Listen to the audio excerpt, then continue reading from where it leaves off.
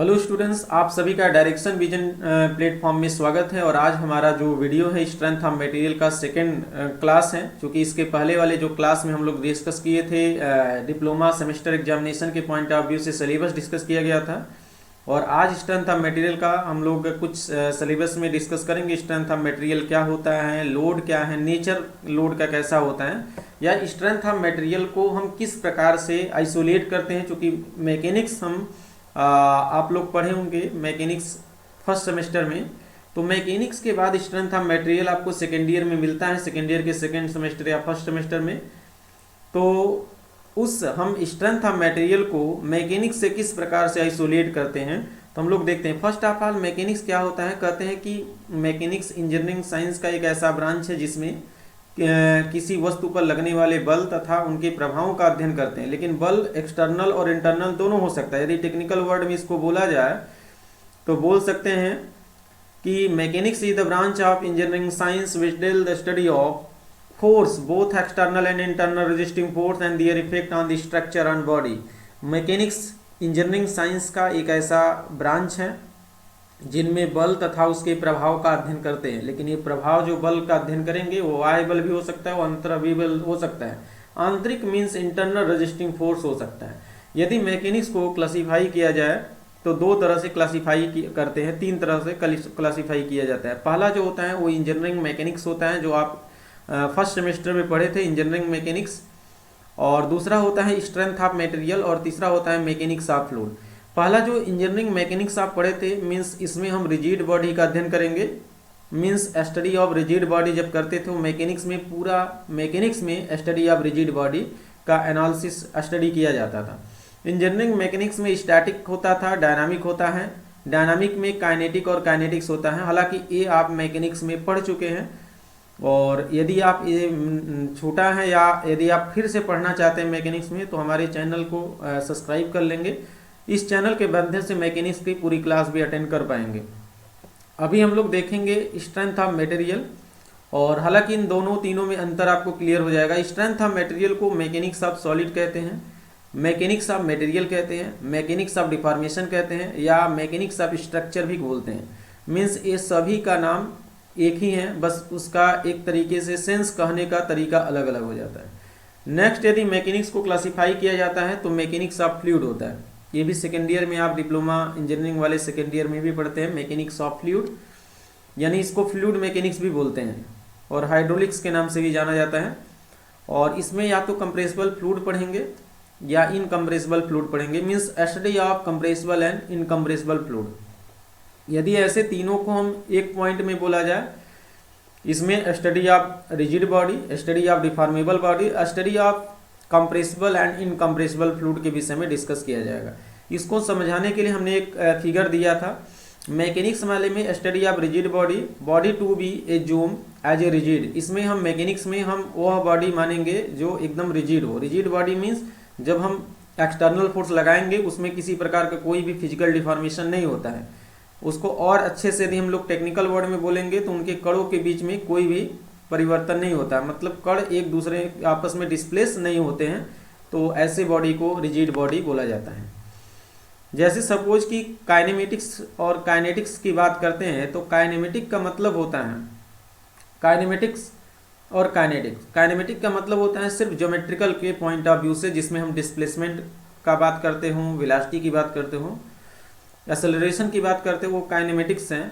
जिसमें काइनेटिक का मतलब होता है फोर्स आदि का अध्ययन करना, तो इसको काइनेटिक ही बोला जाता है। इसको यदि समझना है तो सिंपल से हम लोग एक छोटा L1 लंबाई का कोई राड लेते हैं जिसकी लंबाई AB है, और यदि हम इस पे फोर्स लगा दें, P फोर्स, इसमें P फोर्स, इसमें P फोर्स, हम लोग P फोर्स लगा दें, और लगाने के बाद भी यदि इसकी लंबाई L1 और L2 दोनों समान ही आता है तो कहेंगे कि relative position of particle does not change. मतलब जो पहले L1 लंबाई है, बल लगाने के बाद भी यदि L1 ही रहता है तो कहेंगे relative position of particle does not change. मतलब कणों के बीच जो सापेक्ष हमारा पोजीशन में चेंजिंग हो रहा है वो नहीं हो रहा है।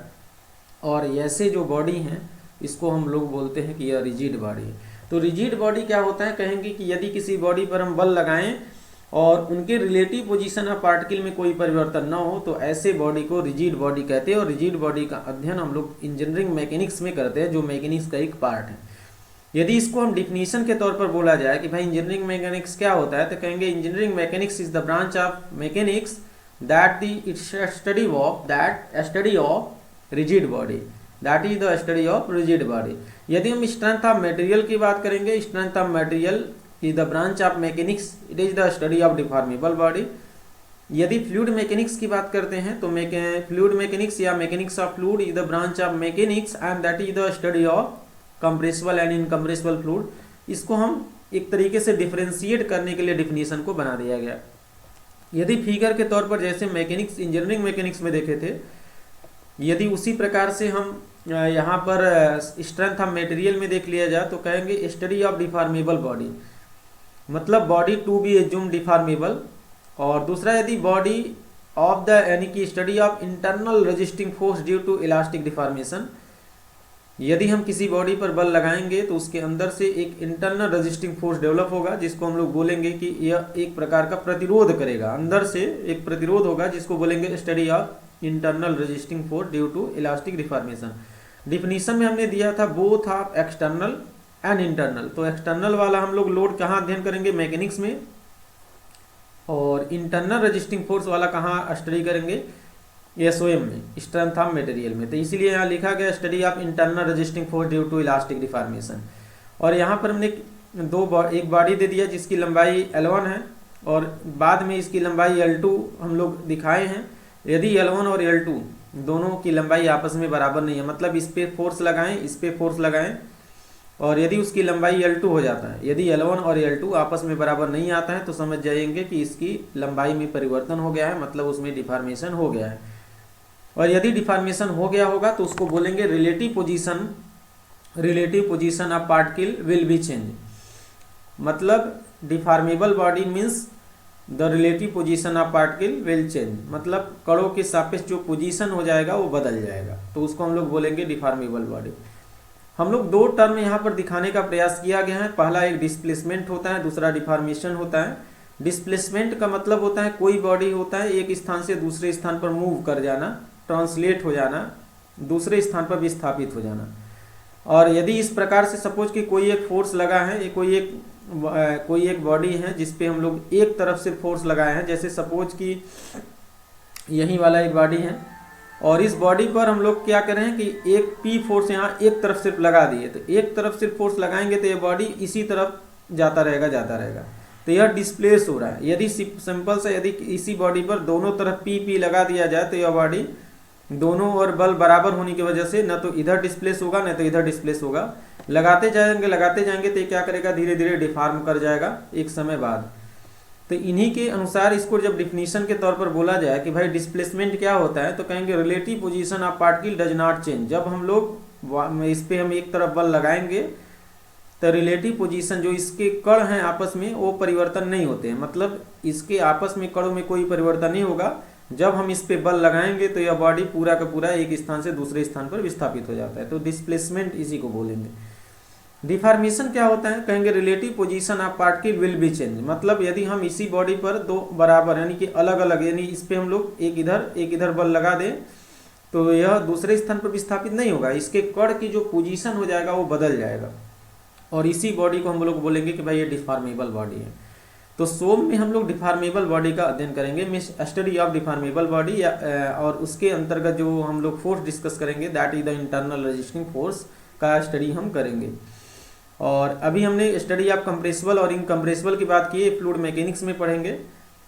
कंप्रेसिबल फ्लूइड का मतलब होता है जिसको हम दबा सकते हैं, जिनकी डेंसिटी कांस्टेंट नहीं रहता है उस फ्लूइड को हम कंप्रेस कर सकते हैं, और जिनकी डेंसिटी कांस्टेंट होता है उस फ्लूइड को हम कंप्रेस नहीं कर सकते। जैसे वाटर को हम एज्यूम करते हैं कि डेंसिटी उसकी कांस्टेंट होता है, और इस प्रकार से एक वाटर आपका इनकम्प्रेसिबल फ्लूइड है।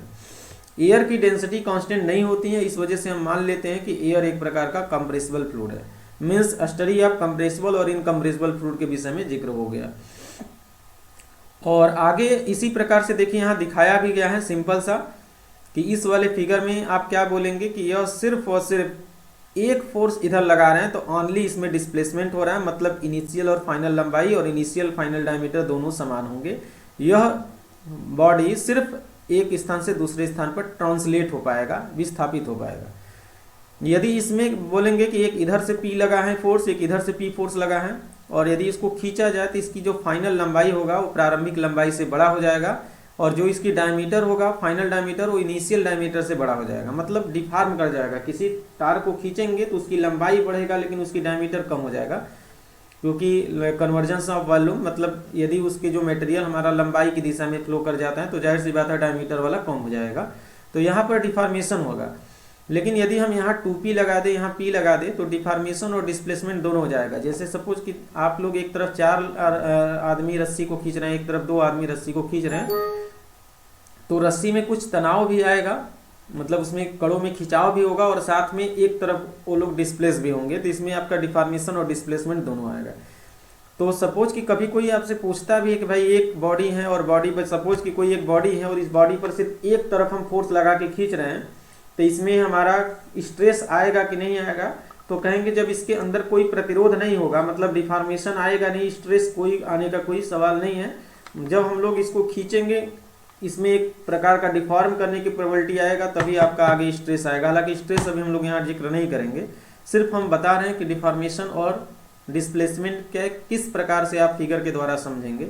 तो आगे हम लोग चलते हैं। स्ट्रेंथ ऑफ मटेरियल का डिफिनीशन, देखिए 2 तरह का डिफिनीशन यहाँ पर हम लोग डिस्कस करेंगे। एक डिफिनीशन वो है जो बुक के अकॉर्डिंग है, जिसमें आपको समझ में आ जाएगा कि भाई आगे हम लोग करना क्या है। दूसरा उसका जेन्युइन कॉन्सेप्ट बताता है strength of material. Strength of material ये बताता है कि कोई भी पदार्थ बल लगाने के बल लगाएंगे तो कितना प्रतिरोध उस बल का करता है, मतलब यदि बल लगाएं तो सहने की जो क्षमता है वही आपका स्ट्रेंथ है किसी बॉडी का, यह स्ट्रेंथ ऑफ मटेरियल है। तो इस तरह के सपोज कि कोई भी बॉडी है और इस पे बल लगाते जाएंगे, सपोज इस पे बल लगाएंगे, एक टाइम ऐसा आएगा कि ये डिफॉर्म कर जाएगा। तो डिफॉर्मेशन के जस्ट पहले तक हम जो इस पे फोर्स लगाएंगे वही इसका स्ट्रेंथ होगा। तो एक तो ये डिफिनीशन हो जाएगा। एक डिफिनीशन वो है कि strength of material is defined as the branch of applied mechanics that deal with study of solid body subjected to various type of loading and internal force develop due to this. मतलब strength of material engineering यानी science का, यानी कि हो सके mechanics का एक ऐसा ब्रांच है जिसमें ठोस पदार्थ पर लगने वाले विभिन्न प्रकार के बल तथा ठोसों में उत्पन्न आंतरिक प्रतिरोधी बलों के विषय में अध्ययन कराता है। फिर से सुन लेंगे, स्ट्रेंथ ऑफ मटेरियल क्या होता है कि यह मैकेनिक्स का एक ऐसा ब्रांच है जिसमें ठोस पदार्थ पर लगने वाले विभिन्न प्रकार के बल तथा बलों द्वारा ठोसों में उत्पन्न आंतरिक प्रतिरोधी बलों के विषय में अध्ययन कराता है। अब आपका इस पूरे डिफिनीशन में 2 मेन टर्म यूज हुआ है। देखिए पहला कौन सा यूज हुआ है, subjected to various type of loading, मतलब ए आपका एक पॉइंट ए है जिसको हम लोग ने रेड कर दिया, एक आपका पॉइंट ए है, मतलब इंटरनल फोर्स या internal resisting force. There are main 2 terms are use for this definition. अब आप समझेंगे कि हम लोग जब भी स्ट्रेंथ ऑफ मटेरियल पढ़ने का प्रयास करेंगे इसमें मेनली 2 टर्म जरूर पढ़ेंगे। पहला डिफरेंट टाइप ऑफ लोडिंग, मतलब स्ट्रेंथ ऑफ मटेरियल में कितने टाइप के लोड लगेंगे, पहले आप लोड के विषय में डिस्कस कर लेंगे। जब लोड पढ़ लेंगे तो उस लोड के कारण अंदर से जो इंटरनल फोर्स निकल रहा है उसके विषय में हम लोग आगे स्टडी करेंगे। तो ये तो हम लोग डिफिनीशन बेस पढ़ लिया गया। उसके बाद स्ट्रेंथ ऑफ मटेरियल जो हम लोग डिस्कस किए कि भाई कितना मजबूत है जितना वो सहने की क्षमता है। सपोज जैसे कि आपका स्ट्रेंथ आपके सर पर यदि 50 kg का लोड रख दिया जाए तो संभाल लेते हैं, यदि 50 kg के बाद यदि रखा जाएगा तो नहीं संभाल पाते, मतलब डिफॉर्म कर जाते हैं। तो आपका जो स्ट्रेंथ हो जाएगा वो 50 kg हो जाएगा। किसी ब्रेंच की बात करेंगे यदि 10 स्टूडेंट बैठता है सेफ है, यदि 11 स्टूडेंट जैसे ही बैठता है वो डिफॉर्म कर जाता है, मतलब फेल हो जाता है, तो उस ब्रेंच की जो बैठने वाली कैपेसिटी स्ट्रेंथ है ब्रेंच का वो कितना हो जाएगा, 10 स्टूडेंट का हो जाएगा। तो हम ये कहेंगे जितना दुनिया में जितने भी मटेरियल है, जितने भी कंपोनेंट है, पदार्थ है, उन सभी का अपना अलग अलग स्ट्रेंथ होता है, मतलब सहने की अधिकतम क्षमता उन सभी का अलग अलग होता है। लेकिन सहने की जो अधिकतम क्षमता होता है, मतलब आंतरिक प्रतिरोधी बल का जो अधिकतम मान होता है, वही हम लोग बोल सकते हैं कि वह स्ट्रेंथ है। एक तो ये डिफिनीशन है, और इसके अकॉर्डिंग चूंकि हम लोग स्ट्रेस नहीं जानते हैं इसलिए हम लोग स्ट्रेस के टर्म में डिफिनीशन नहीं देते, लेकिन स्ट्रेस यदि पढ़ लिए होते तो कहेंगे कि मैक्सिमम स्ट्रेस ही हमारा स्ट्रेंथ ऑफ मटेरियल कहलाता है। Means strength of material is the maximum और लिमिटिंग वैल्यू और magnitude of stress that a material can withstand without the failure. मतलब बिना फेल हुए अधिकतम स्ट्रेस का जो परिमाण होता है यानी वैल्यू होता है उसी को हम लोग स्ट्रेंथ ऑफ मटेरियल कहते हैं। तो एक तो ये हो गया कि स्ट्रेंथ ऑफ मटेरियल इंजीनियरिंग मतलब मैकेनिक्स का एक ऐसा ब्रांच है जिसमें ठोस पदार्थ पर लगने वाले विभिन्न प्रकार के बल और तथा बलों द्वारा ठोसों में उत्पन्न आंतरिक प्रतिरोधी बलों यानी आंतरिक बलों के विषय में अध्ययन कराता है। ये स्ट्रेंथ ऑफ मटेरियल है। आपको समझ में आ गया होगा कि हम लोग पहले लोड पढ़ेंगे, फिर इंटरनल फोर्स पढ़ेंगे, और उसके बाद फिर आगे आपको आइडिया लग जाएगा कि आगे कंटिन्यूअस हम पढ़ेंगे क्या। तो हम लोग देखते हैं the above definition there are two main terminology use, first various type of loading and the second in internal force या इंटरनल रेजिस्टिंग फोर्स बोलते हैं उसको। लोड क्या होता है, लोड का कंबाइंड अलग अलग लोग अलग अलग तरह से डिफाइन करते हैं। The combined effect of external force acting on the body is called load. Combined effect that is the संपूर्ण प्रभाव, कि जब किसी बॉडी पर बलों के संपूर्ण प्रभाव होता है, बलों का संपूर्ण प्रभाव जब किसी बॉडी पर लगता है वह एक प्रकार से बल का उसको हम लोग लोड कहते हैं। Load as a external force or couple to which a part is subjected during the functionability, मतलब कार्य करते वक्त जो हम लोग एक्सटर्नल यहाँ पर फोर्स अप्लाई करते हैं या कपल अप्लाई करते हैं एक प्रकार का कहलाता है। एग्जाम्पल के रूप में weight of any component with respect to another component, gas load, centrifugal force, inertia force, centrifugal force, wind force, belt tension, ये क्या है, ट्विस्टिंग, बेंडिंग आदि आदि। लेकिन हमको ये समझना है कि भाई लोड और फोर्स दोनों में अंतर क्या है। देखिए what is the difference between the load and the force. Load nothing kinds of force. Force देखिए क्या होता है, mechanical force, surface force, mechanical या सरफेस बोलते हैं, और उसको कॉन्टैक्ट फोर्स भी बोलते हैं। इलेक्ट्रोमोटिव फोर्स होता है, ग्रेविटेशनल फोर्स होता है, इनर्शिया फोर्स होता है, बहुत सारे ऐसे फोर्स यहाँ पर कार्य करेंगे। ये force which is direct physical contact of the body that the mechanical force is called the load. जब किसी बॉडी पर डायरेक्ट हमारा फिजिकल कॉन्टैक्ट, कोई फोर्स का डायरेक्ट फिजिकल कॉन्टैक्ट होता है, उसी को हम लोग बोल सकते हैं कि यह एक प्रकार का लोड कहलाता है।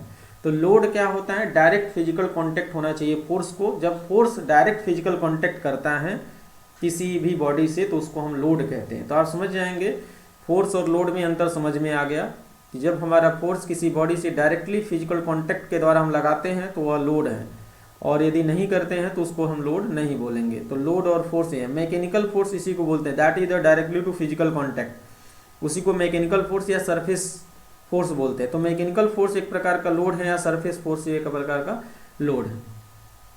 तो सेंट्रीफ्यूगल फोर्स, सेंट्रीफ्यूगल लोड नहीं बोलेंगे, सेंट्रीफ्यूगल फोर्स ही बोलेंगे क्योंकि वो फिजिकल कांटेक्ट नहीं होता है। यदि फिजिकल कांटेक्ट होता है तो उसको हम लोड बोल सकते हैं। तो इस प्रकार से हैं ग्रेविटेशनल फोर्स, इलेक्ट्रोमोटिव फोर्स, ये सब क्या है, एक प्रकार से हमारा मैकेनिकल फोर्स ना, ये मैकेनिकल फोर्स, सरफेस फोर्स, ये आपका लोड है।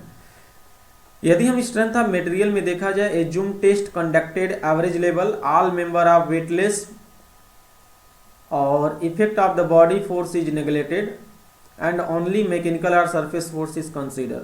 इसका मतलब ये है कि हम पूरी स्ट्रेंथ ऑफ मटेरियल में जब हम टेस्ट कंडक्ट कराते हैं वो मॉलिक्यूलर लेवल पर नहीं कराते हैं, हम एवरेज लेवल पर कराते हैं। जैसे सपोज कि हमको किसी बीम का स्ट्रेंथ देखना है तो बीम के सेल्फ वेट को हम छोड़ देते हैं, उसका कितना वेट है, उस वेट के कारण कितना नीचे की तरफ फोर्स लग रहा है, उस फोर्स को हम जिक्र नहीं करेंगे। हम सिर्फ जिक्र किसका करेंगे, उस जो बीम पर जो अलग से लोड लगता होगा उसको हम लोग ध्यान में रखेंगे। मतलब किसी मैकेनिकल कंपोनेंट का खुद का लोड कितना होगा उसको हम लोग देखेंगे नहीं, क्योंकि यदि इस पे हम लोड 5 kg का दे रहे हैं तो सिर्फ 5 kg ही ध्यान देंगे। इस बॉडी का खुद का लोड नीचे की तरफ कितना है इसको हम जिक्र नहीं करेंगे। यह एवरेज लेवल पर टेस्ट को कंडक्ट कराता है। स्ट्रेंथ ऑफ मटेरियल में हम लोग आगे देखेंगे, हम लोग मैकेनिकल या सरफेस फोर्स को ही कंसीडर करेंगे स्ट्रेंथ ऑफ मटेरियल में। नेचर ऑफ लोड देखिए आगे, नेचर ऑफ लोड क्या है, किस प्रकार का नेचर होता है लोड का। लोड में देखिए सपोज कि इस बॉडी को हम क्या क्या कर सकते हैं, इसको हम खींच सकते हैं। देखिए इसको हम खींच सकते हैं, इसको हम कंप्रेस कर सकते हैं, खींचने वाले को टेंसाइल, कंप्रेस करने वाले को दबाना बोलते हैं। इसको हम ट्विस्ट कर सकते हैं, मरोड़ सकते हैं, ट्विस्टिंग कर सकते हैं, इसको बेंड कर सकते हैं और इसको काट सकते हैं। That is the nature of load. लगाना हमको वही फोर्स है, उस फोर्स को हम ऐसे स्थान पर लगाते हैं कि कभी इसमें टेंशन होता है, कभी इसमें कंप्रेशन होता है, कभी इसमें ट्विस्ट होता है, कभी इसमें बेंड होता है और कभी इसमें शियर होता है। मतलब हमको सरफेस फोर्स ही लगाना है, मींस मैकेनिकल लोड ही लगाना है या लोड लगाना है। और लोड लगाने का जो यहाँ जो इसके क्रॉस सेक्शन है, इसके अकॉर्डिंग हम लोग लोड इस प्रकार से लगाते हैं कि इसका नेचर पहला टेंसाइल आ जाएगा और टेंसाइल के प्रभाव में इसकी लंबाई बढ़ता है।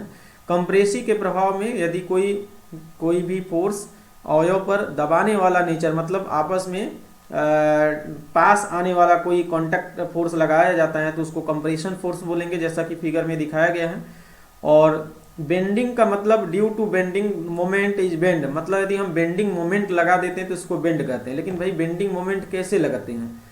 हम बेंडिंग मोमेंट कहीं से लगाएंगे? हमको क्या करना है, हम कोई फोर्स ही तो देते हैं, हम इसको फोर्स लगाएंगे। हाथ से फोर्स लगाना है तो क्या करेंगे, वहीं पुश करेंगे, यहाँ से भी करें, यहाँ से लगाएंगे तो भी एक प्रकार का नीचे की तरफ है, ऐसे लगाएंगे तो भी हम यही एक प्रकार का टेंशन और कंप्रेशन वाला ही फोर्स लगाएंगे। लेकिन क्रॉस सेक्शन के अकॉर्डिंग हम इस प्रकार से इसको लगाते हैं कि उसमें एक समय बेंडिंग आ जाता है और एक समय ट्विस्टिंग आ जाएगा। मतलब बेंडिंग डायरेक्ट आप कहीं से लाएंगे नहीं, हमारा फोर्स वहीं लगेगा टेंशन कंप्रेशन वाला, वही नॉर्मल फोर्स लगेगा। लेकिन इसकी नेचर जो क्रॉस सेक्शन के अकॉर्डिंग हम लगाएंगे तो उसका जो प्रभाव आएगा, कुछ में बेंडिंग आ जाएगा तो कुछ में ट्विस्टिंग आ जाएगा। और यही पूरे स्ट्रेंथ ऑफ मटेरियल में टेंशन वाला लोड भी हम लोग देखेंगे, कंप्रेशन वाला भी लोड देखेंगे। भाई कोई भी पदार्थ पर लग रहा है तो उसकी लंबाई यदि बढ़ रहा होगा तो समझ जाएंगे कि उस पर टेंसाइल लोड लगा होगा। यदि कोई भी अवयव पर फोर्स लग रहा होगा और उसकी लंबाई कम होगा तो समझ जाएंगे कि वो कंप्रेशन फोर्स लगा। यदि किसी अवयव पर कोई लोड लगा है और उस प्रभाव में उस बेंड हो रहा है, मतलब मुड़ जा रहा है, तो उसको हम बोल देंगे कि भाई इस पे बेंडिंग लग रहा होगा। और यदि वो ट्विस्ट हो रहा है, मरोड़ हो रहा है तो समझ जाएंगे कि इसमें मरोड़ लग रहा होगा। तो ट्विस्टिंग हम लोग कहीं से लाते नहीं हैं, वह इस प्रकार से यही ऐसा लोड हम लोग यही लोड इस प्रकार से क्रॉस सेक्शन के with respect to cross section के लगाएंगे तो कहीं वह ट्विस्टिंग हो जाएगा। शेयर की बात करेंगे, due to shear in cut, यदि कोई इस प्रकार से लोड बॉडी पर लोड लगा है कि वो कट जा रहा है तो समझ जाएंगे कि उस पर शेयर लोड लग रहा है। तो ये तो था हमारा नेचर ऑफ लोड था। हम लोग लोड देख लिए, स्ट्रेंथ ऑफ मटेरियल में हम लोग देखे वेरियस टाइप ऑफ लोड तो अभी नहीं देखिए, बस ये देखिए कि लोड का नेचर कैसा कैसा होता है, फोर्स और लोड में क्या अंतर होता है। यदि वो फिजिकल कांटेक्ट है तो वही फोर्स हमारा लोड में बदल जाता है, उसको हम लोड बोलते हैं। तो कभी कभी किताब वाले फोर्स लिखते हैं, कभी लोड बोलते हैं। तो शो में जो फोर्स लिखे होंगे तो समझेंगे कि वह मैकेनिकल फोर्स, उनका कहने का मीन्स है मैकेनिकल फोर्स है, मतलब कांटेक्ट फोर्स है, तो उसको आप अपने दिमाग में लोड ही समझेंगे। लेकिन जो स्ट्रेंथ ऑफ मटेरियल में आप लोड पढ़ रहे हैं वो किसी भी बॉडी को डिफॉर्म करने के लिए रिस्पॉन्सिबल होता है, इसलिए जो लोड आप पढ़ेंगे उसको हम बोलेंगे डिफॉर्मेबल लोड। मीन्स पूरी स्ट्रेंथ ऑफ मटेरियल में डिफॉर्मेबल लोड का स्टडी किया जाएगा, इस बात का आप ध्यान में रखेंगे। Means in strength of material the study of deformable load.